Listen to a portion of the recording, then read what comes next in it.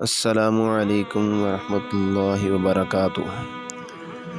بسم اللہ الرحمن الرحیم۔ شروع اللہ کے نام سے جو بڑا مہربان اور نہایت رحم والا ہے۔ حضرت موسیٰ اور قبطی کا واقعہ۔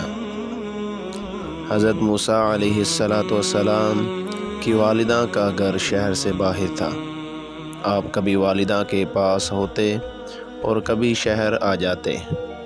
ایک مرتبہ آپ ظہر کے وقت یا مغرب اور عشاء کے درمیان مصر شہر میں داخل ہوئے۔ یہ وقت عموماً کچھ غفلت کا وقت تھا۔ لوگ قیلولہ کر رہے ہوتے تھے یا کھانا کھا رہے ہوتے تھے۔ آپ نے دیکھا کہ دو آدمی آپس میں لڑ رہے ہیں، جن میں سے ایک قبطی تھا جو فرعون کی قوم میں سے تھا، اور دوسرا اسرائیلی تھا جو حضرت موسیٰ علیہ السلام کی قوم میں سے تھا۔ اسرائیلی نے موسیٰ علیہ السلام کو دیکھا تو قبطی کے ظلم و زیادتی کی شکایت کی اور ان سے قبطی کے مقابلہ میں مدد مانگی۔ یہ قبطی فرعون کے مطبخ یعنی باورچی خانہ میں روٹی پکاتا تھا، اور یہ اس اسرائیلی شخص کو فرعون کے مطبخ کے لیے لکڑیاں اٹھوا رہا تھا۔ اس معاملہ میں قبطی غلطی پر تھا۔ حضرت موسیٰ علیہ السلام پہلے ہی فرعون اور اس کی قوم کے بنی اسرائیل پر ظلم و ستم کو جانتے تھے، اور اس وقت اپنی آنکھوں سے قبطی کے ظلم کو دیکھ رہے تھے۔ چنانچہ آپ نے پہلے تو اس قبطی کو سمجھایا، مگر وہ نہیں مانا، تو حضرت موسیٰ علیہ السلام نے تبیناً اس قبطی کو ایک گھونسا مارا، جس کو وہ قبطی برداشت نہ کر سکا اور وہیں مر گیا۔ حضرت موسیٰ علیہ السلام کو اندازہ نہیں تھا کہ صرف ایک گھونسا سے ہی یہ شخص مر جائے گا۔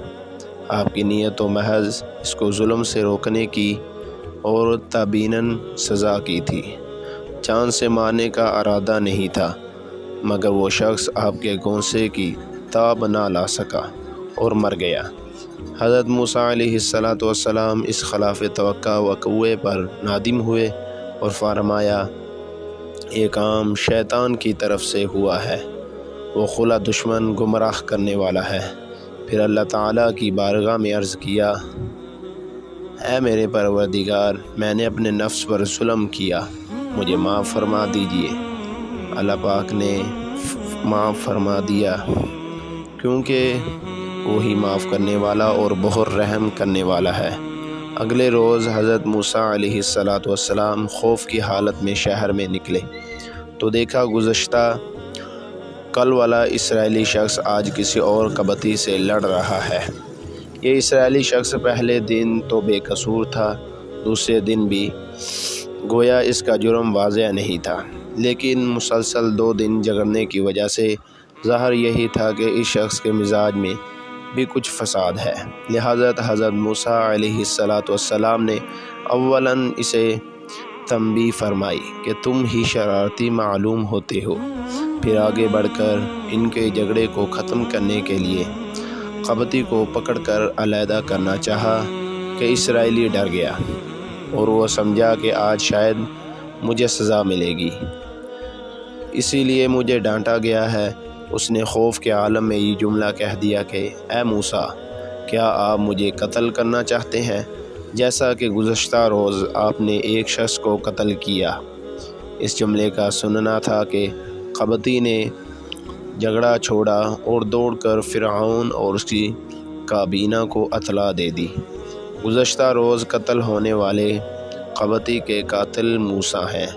بہرحال حضرت موسیٰ علیہ السلام سے گناہ کا صدور نہیں ہوا تھا، بلکہ غیر ارادی طور پر قتل ہو گیا تھا، اور اس پر آپ علیہ السلام نے فوراً ہی استغفار کیا تو اللہ پاک نے بخشش کا پروانہ بھی دے دیا اور آپ کا مواخذہ نہیں ہوا۔